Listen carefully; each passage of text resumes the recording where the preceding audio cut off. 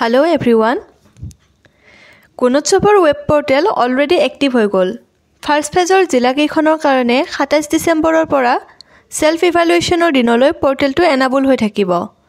বাকি phase 2 আৰু phase 3 জিলাকেইখনৰ কাৰণে কেতিয়াৰ পৰা কেতিয়ালৈ portalটো enable হৈ থাকিব মই আগৰ ভিডিঅত already mention কৰিছো.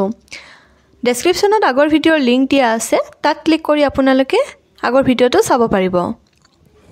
এতিয়া মই সকলো স্যাৰ মেডামক ক'ব বিচাৰিছো যে যদিও পোৰ্টেলটো একেবাৰে সেলফ ইভালুৱেচনৰ দিনলৈ এনেবল হৈ থাকিব তথাপিও আপোনালোকে কিন্তু লাষ্টৰ দিনলৈ স্কুল ইভালুৱেচনটো কমপ্লিট কৰিবলৈ ৰৈ নাথাকিব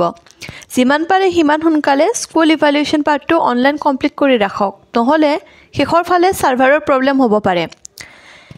এতিয়া স্কুল ইভালুৱেচনৰ পাৰ্টটো অনলাইন কেনেকৈ কমপ্লিট কৰিব হেতু মই আপোনালোকক প্ৰ্যাকটিক্যালি দেখাব বিচাৰিছো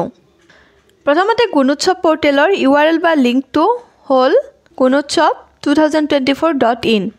যিকোনো ওয়েব ব্ৰাউজাৰ ওপেন কৰি এটো টাইপ কৰিলে গুণোৎসৱৰ পোৰ্টেলৰ হোম পেজটো আহি যাব সো মই ইয়াতে টাইপ কৰি দিলো gunotsov2024.in এতিয়া ইয়াতে চাওক হোম পেজটো আহি গল এতিয়া মই ইয়াতে লগইন বাটনত ক্লিক কৰি দিলো এতিয়া ইয়াতে লগইন পেজটো ওপেন হল ইয়াতে লেফট সাইডত চাওক বিভিন্ন ইউজাৰে লগইন কৰা অপচন আহি আছে ইয়াতে state login district login block login school login external evaluator login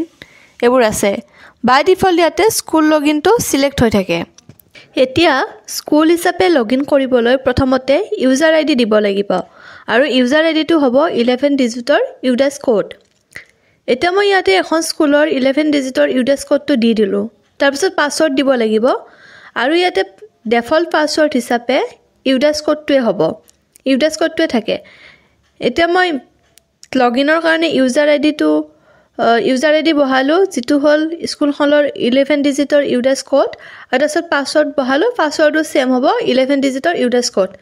তাৰ পিছত ইয়াতে লগইন বাটনত ক্লিক কৰোতে লগইন হল এতিয়া ইয়াতে পাছৱৰ্ড চেঞ্জৰ কাৰণে নিউ পাছৱৰ্ড আৰু কনফাৰ্ম পাছৱৰ্ড ইয়াতে আপোনালোকে এতিয়া পাছৱৰ্ডটো চেঞ্জ কৰি ল'ব লাগিব নিজামতে পাছৱৰ্ড এটা দি চেঞ্জ কৰি লোৱাৰ পিছতহে আকৌ স্কুলটো ইউজাৰ হিচাপে লগইন হৈ যাব এতিয়া স্কুলখন ইউজাৰ হিচাপে লগইন হৈ গল ইয়াতে লিখা আছে স্কুল ইভালুৱেচন ফৰ্ম গুণোৎসৱ 2024 আৰু এইখনে এইবাৰ আমাৰ Gunotsav 2024ৰ school evaluation online form যোৱা বছৰ আমি অফলাইন OMR সেটত স্কুল ইভালুৱেচনটো কৰিছিলো কিন্তু এবাৰ আমি স্কুল ইভালুৱেচন পাৰ্টটো অনলাইন কৰিম ইয়াতে লিখা আছে চাওক choose one option against is descriptor তাৰ মানে প্ৰত্যেক ডেসক্ৰিপ্টৰৰ এগেইনষ্টত দুটাকে অপশন আছে ইয়েস আৰু নো আৰু আমি তাৰে যিকোনো এটাহে ক্লিক কৰি চুজ কৰিব পাৰিম স্কুল ইভালুৱেচন পাৰ্টটো মেইনলি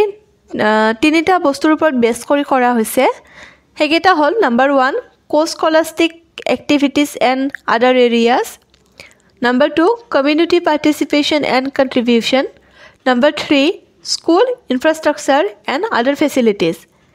এতিয়া ইয়াতে প্ৰথম co-scholastic activities and other areas related indicator বিলাক আছে ইয়াৰে ফাৰ্স্ট ইন্ডিকেটৰটো মৰ্নিং এসেম্বলি ৰিলেটেড হয় ইয়াতে বহুতো ডেসক্ৰিপ্টৰ দিয়া আছে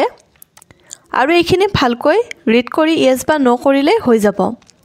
এই পেজটোৰ গোটেইকিটা ডেসক্ৰিপ্টৰত ইয়েস বা নো কৰাৰ পিছত তলফালে নেক্সট বাটনত ক্লিক কৰিলে নেক্সট পেজটো আহিব আৰু ডেসক্ৰিপ্টৰ বিলাক ভালকৈ পঢ়ি ইয়েস বা নো কৰিলে হ'ল ঠিক এই প্ৰসেছতে আপোনালোকে স্কুল ইভালুৱেচনটো কমপ্লিট কৰিব পাৰিব সিৰিয়েল নম্বৰ 1 ৰ পৰা সিৰিয়েল নম্বৰ 30 লৈকে 30 লৈকে এইখিনি কৰিব লাগিব নেক্সট ভিডিঅত আমি কেনেকৈ স্কুল ইভালুৱেচন পাৰ্টটো কমপ্লিট হোৱাৰ পিছত ডাউনলোড দিব পাৰি হেখিনি ডিসকাস কৰিম আজিলৈ আমাৰ এইখিনিয়ে আছিল ভিডিঅটো যদিহে আপোনালোকে ভিডিঅটো চাই ভাল পাইছে এটা লাইক কৰি দিব চেনেলটো সাবস্ক্ৰাইব কৰি দিব আৰু শেয়াৰ কৰি দিব ধন্যবাদ